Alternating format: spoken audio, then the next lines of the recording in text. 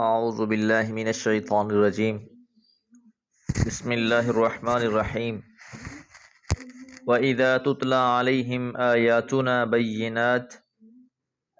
تَعْرِفُ فِي وُجُوهِ الَّذِينَ كَفَرُوا الْمُنكَرَ يَكَادُونَ يَسْطُونَ بِالَّذِينَ يَتْلُونَ عَلَيْهِمْ آيَاتِنَا قُلْ أَفَأُنَبِّئُكُمْ بِشَرٍّ مِّن ذَلِكُمْ النَّارُ وَعَدَهَا اللَّهُ الَّذِينَ كَفَرُوا وَبِئْسَ الْمَصِيرُ۔ سورہ حج آیت 72۔ آیت نمبر 71 میں ہم نے یہ بات جانی تھی وَيَعْبُدُونَ مِن دُونِ اللَّهِ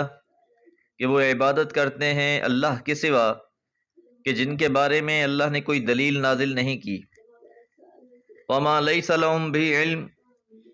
اور اس کے بارے میں انہیں کوئی علم بھی نہیں ہے، اور ایسے ظالموں کا کوئی مددگار بننے والا بھی نہیں۔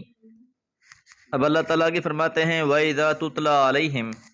اور جب بھی تلاوت کی جاتی ہے ان پر آیاتنا ہماری آیات بینات واضح، یعنی جب بھی ہماری واضح آیات انہیں پڑھ کر سنا دی جاتی ہیں، تعرف تو آپ پہچان لیتے ہو فی وجوہ الذین کفروا ان کے چہروں سے جنہوں نے کفر کیا ہے،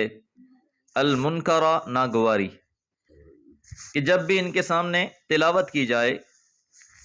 ان کے چہروں پر ناگواری صاف عیاں ہو جاتی ہے۔ قرآن مجید سے ان کو بڑی تکلیف ہوتی ہے۔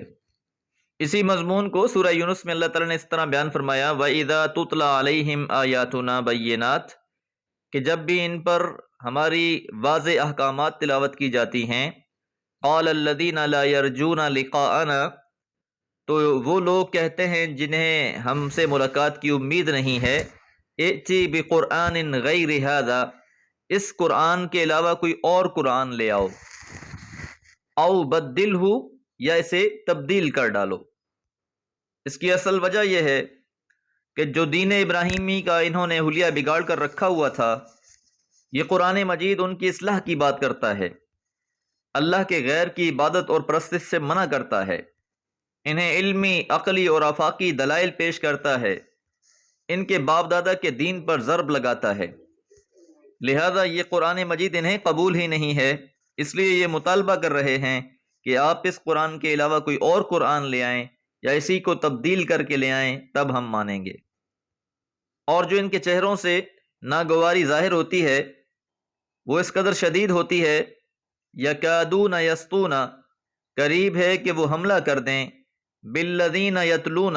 علیہم ان پر جو تلاوت کرتے ہیں ان پر، آیاتنا ہماری آیات۔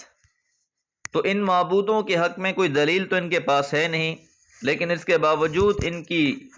حمیت کا حال یہ ہے کہ جب توحید کا ذکر ان کے ساتھ واضح دلائل کے ساتھ کیا جاتا ہے، ان کے تن بدن میں آگ لگ جاتی ہے،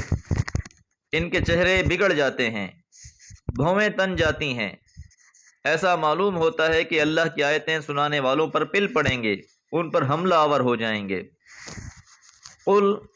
آپ فرما دیجئے افأنبئکم کیا میں تم کو خبر دے دوں بشر من ذالکم اس سے بھی زیادہ برے کی، کہ آج تو قرآن مجید سن کر تمہارے چہرے بگڑ رہے ہیں، لیکن کچھ چیزیں ایسی ہیں جن سے تمہارے چہرے اس سے بھی زیادہ بگڑ جائیں گے، النار آگ، تو وہ ایسی آگ ہے جو تمہارے چہرے بگاڑ کر رکھ دے گی، اور یقیناً اگر تم نے اس سے نصیحت حاصل نہ کی تو پھر لازماً تمہارے چہرے بگڑنے والے ہیں۔ وعد اللہ وعدہ ہے اللہ تعالیٰ کا، الذین کفروا ان سے جنہوں نے کفر کیا ہے۔ کیسے لوگوں کا ٹھکانہ جو اس کتاب اللہ سے اعراض کرنے والے ہیں، منہ پھیرنے والے ہیں، اس کی تلاوت انہیں غصہ دلاتی ہے، تو یاد رہے پھر اللہ تعالیٰ کا وعدہ ہے ایسے لوگوں کے بارے میں کہ ان کا ٹھکانہ آگ ہوگی، وَبِئْسَ الْمَصِيرُ اور وہ برا ہی ٹھکانہ ہوگا۔ دعا ہے اللہ تعالیٰ ہمیں قرآن مجید سے محبت کرنے والا، اس کو پڑھ کر اس سے راحت حاصل کرنے والا اور اس کے مطابق زندگی گزارنے والا بنا دے۔ وَمَا عَلَيَّ إِلَّا الْبَلَاغُ۔